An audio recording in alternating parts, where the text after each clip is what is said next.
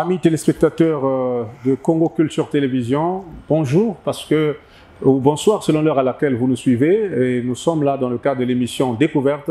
Nous continuons avec la série de la découverte des artistes humoristes comédiens congolais. Après Jojo la légende, après Reich, après Idéal. Aujourd'hui, nous allons donc découvrir qui est Alvin le célèbre. Alvin le célèbre, comme l'indique son nom, c'est un artiste comédien devenu très célèbre dans le milieu de la comédie congolaise parce qu'il est talentueux et nombreux sont ceux qui parmi vous cherchent justement à le découvrir et nous nous sommes permis de le rencontrer pour vous. Et aujourd'hui, nous allons donc discuter avec l'artiste pour nous dire qu'en est-il de lui, de sa carrière et surtout de ses projets. Je ne vous en dis pas long.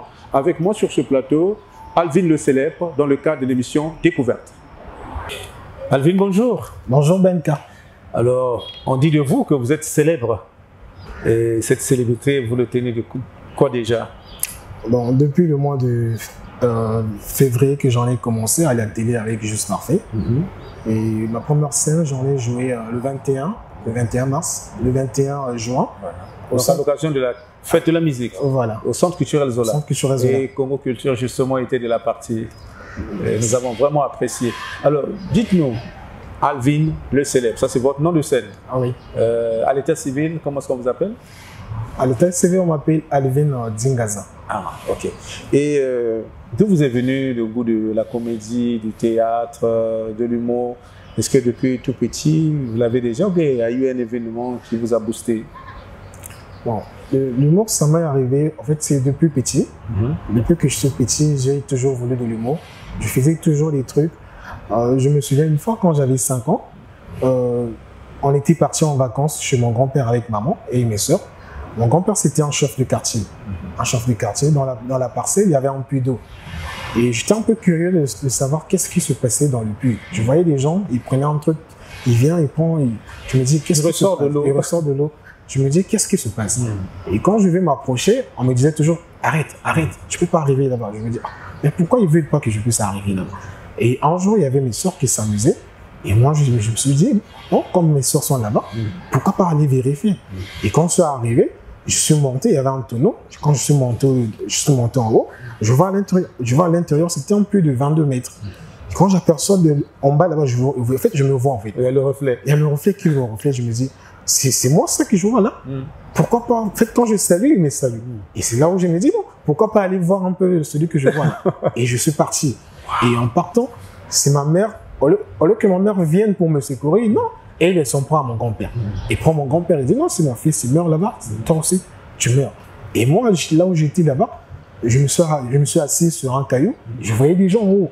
Après, on a mis quelqu'un m'a fait sortir, et nous sommes partis à l'hôpital, je n'avais rien en fait. Et je suis sorti, je suis parti rentrer, et il y avait au fait une ferme, des cochons. J'ai commencé à s'amuser avec les cochons. Je faisais des trucs, les gens riaient. Oh, mais c'est le petit qui vient à peine de sortir du puits, il fait des trucs comme ça. Il est zen, c'est comme si rien ne s'est passé. C'est comme si rien ne s'est passé. Et c'est comme ça que je faisais des trucs. Et je me voyais toujours en humour quand je voyais Gourou. Mais après, à la maison, et on ne voulait pas que je fasse de l'humour. Je me souviens la dernière fois que j'ai parlé avec papa, quand j'étais en terminale, non papa, après mon bac, moi je vais aller faire la comédie. Il m'a dit non, la comédie c'est pour les trucs, les gens bêtes. Je ne veux pas que tu sois bête. C'est ce que mon père me dit. Il m'a dit non, tu ne peux pas faire ça. Et après, quand j'ai eu mon bac, je suis parti à l'université à Pointe-Noire. Ils sont restés. C'est là où je me suis lancé dans le cinéma. Et malgré que je suis rentré dans le cinéma, j'étais toujours en solo, puisque s'ils savaient que je faisais ça, on allait tout m'arrêter. Il me demande quand j'ai joué un projet, il me dit, j'ai vu les trucs que tu as postés sur le net, c'est quoi? Je lui dis non, en fait, papa, c'est juste un truc de l'école et tout. Ça n'a rien à voir avec ce que tu connais là. Ah, d'accord. Et quand je viens ici, je me dis, ah, mais j'ai grandi. Pourquoi toujours fuir les parents? Je dois faire un choix, soit c'est ça, soit c'est pas ça. C'est là où je m'inscris à la télé, l'humour. Je commence l'humour. Et après, il m'appelle, il me dit quoi? Tu as changé pour l'humour? J'ai dit oui, c'est ce que je veux. C'est ce que je veux dans ma vie. Mais dedans, tu veux être comme Gourou. J'ai dit oui, c'est la référence. Parce que eux, c'est Gourou qui connaît ça. J'ai dit oui, il me dit d'accord, à chacun sa vision. J'ai dit non, d'accord. Et voilà aujourd'hui, l'humour. Vous avez la bénédiction des parents. J'ai la bénédiction des parents et j'ai de leur soutien. Ils me soutiennent. Aujourd'hui, c'est ce que je fais actuellement, c'est le métier que j'ai choisi. Ça, c'est une passion que j'en ai depuis que je suis trop petit. Et sur le plan académique à l'école, vous faites quoi? Quel domaine? Sur le plan académique, j'ai fait génie logiciel. C'est une spécialité de l'informatique. Ma spécialité dans le réseau. Et on nous appelle par les justiciers de réseau. Et comment est-ce que vous conciliez ces choses-là? Vous avez d'un côté la logistique, et d'un côté la logistique et de l'autre côté l'humour. Bon. Ça ne vous prend pas trop de temps, l'humour? Si l'humour nous prend le temps, en fait, l'humour, c'est tout le temps. Voilà, c'est toute une vie. C'est toute une vie. Donc, partout où je suis, et même actuellement, les gens m'appellent, les gens pensent que je suis bête. Quand je marche, je suis en train de parler. C'est tel que le dit souvent, juste parfait. Dans l'humour, tant qu'on ne t'a pas appelé bête, on ne t'a pas dit que tu es bête, en fait, tu n'as pas encore commencé l'humour. Donc, partout où tu es dans les toilettes, tu dois travailler. Tu dors, tu t'endors, tu travailles. Peu importe l'endroit, quand tu prends l'humour comme étant un métier, ton travail, donc ça passe avant tout. Tu dois prendre l'humour au moins à 80% sur tout ce que tu fais. Et vous avez déjà combien de pièces que vous avez eu à écrire, pour lesquelles vous avez presté en stand-up? Bon, là, j'ai 5 textes que j'ai déjà écrits. Sur les 5, j'ai presté un spectacle. Voilà. Et j'ai passé au moins 3 castings. 3 castings que j'ai exposés, les autres tests que j'en avais. J'en ai exposé. Et là, je pense bien, là, je prépare le Battle Comedy, Revelation. Et je pense bien que les autres tests que j'en ai pas encore sortis. Et les gens vont voir ça d'ici bientôt. Pour les demi-finales, le 23 septembre, au niveau du Battle. Et quelles sont les difficultés que vous rencontrez? Je sais que ce n'est pas aussi facile que cela. Oui, c'est pas facile. Parce que déjà, en venant pour travailler, tout le temps, tu dois payer les déplacements, on doit payer la télé qu'on travaille. Et les gens, même quand on se dit, bon, à la fin, c'est quoi? Tu gagnes quoi? Quelque chose que tu vas tout le temps, tu payes, c'est toi qui payes. Mais c'est comme si c'était perdant, quoi. Voilà, c'est ce que les parents voient. Mais nous, on ne voit pas dans ce sens-là. Parce que la personne, pour moi, j'ai un modèle, Welfare Kaya. C'est même lui qui m'a orienté dans l'humour. Voilà. C'est un grand que je suivais depuis 2015. Et en 2018, il m'oriente dans l'humour.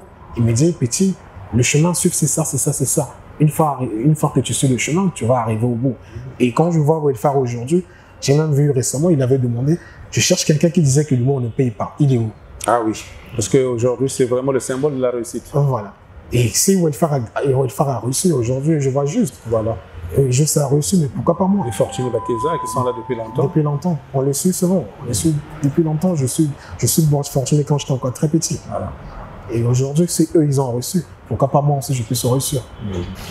Alors, petit à petit, nous acheminons vers la fin de cette émission. Quels sont les projets que vous avez, vous, en tant qu'artiste humoriste? Bon, les projets, j'en ai beaucoup. Premièrement, je vais d'abord impacter le Congo, puisque j'ai des projets, j'aimerais un peu aller ailleurs, comme je vois aujourd'hui les autres, ils vont ailleurs, mais ils ont commencé d'abord ici. Et j'aimerais aussi commencer ici, impacter le Congo, que le Congo me connaisse moi. Et après, j'aimerais aussi aller à l'extérieur.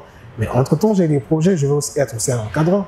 Parce que chez moi, je suis de la Songa, parce que c'est moi à Ousso. Et à Ousso, il n'y a pas de stand-up, on ne fait pas de stand-up.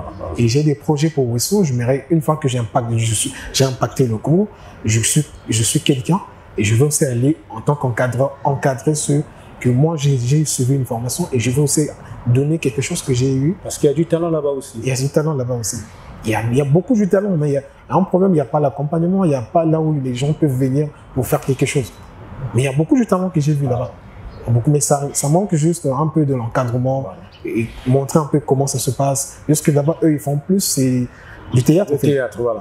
Ils font plus du théâtre. Du théâtre populaire. Voilà, c'est un peu dans ce sens-là.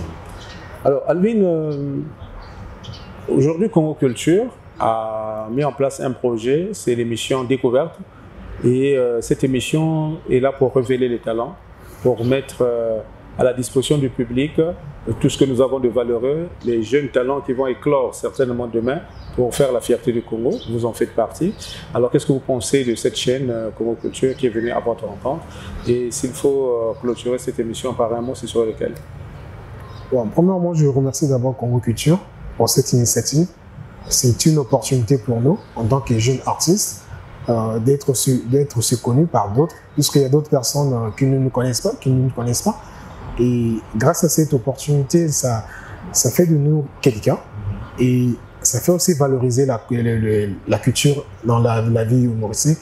Et pour moi, je me dirais juste que je peux juste remercier l'initiative, que Congo Culture puisse continuer à faire découvrir d'autres artistes, faire sortir ces artistes-là, puisque nous sommes nombreux, nous sommes très nombreux, mais on nous connaît peu, on nous connaît vraiment peu. Moi, je dis merci à Congo Culture. Et tout ce que je pourrais dire, c'est travailler vraiment. Quand on veut se donner un truc, il faut se donner à fond. Donc c'est sur ces mots que nous clôturons cette émission découverte. Et aujourd'hui, c'était la découverte d'Alvin le Célèbre. Alvin le Célèbre qui est en train de prospérer dans ce milieu des humoristes, aux côtés de Jeje la légende, Dibayon Sama, Idéal et d'autres artistes. Et vous avez eu donc le temps de le découvrir à travers cette présentation. Nous allons nous séparer à travers cet extrait d'une pièce qu'Alvin a eu à présenter au Centre culturel Zola. En tout cas, je vous laisse déguster cette partie et on se dit au revoir et à la prochaine. Voilà pourquoi le blanc, vous connaissez la suite. Vous savez, le blanc a créé l'avion en quelques années. Mais mon grand-père, lui, il a créé l'avion en 2 minutes. Et il a créé l'avion avec les écorces d'arachide. Et en Igalon, on dit Bosangouba. Le blanc a créé le papier hygiénique.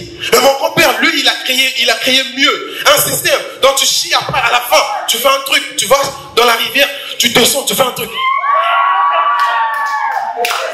Non, moi j'aime mon grand-père. Mon grand-père, il est formidable. Vous savez, je me souviens une fois. Je vous invite à me suivre sur la chaîne Congo Culture.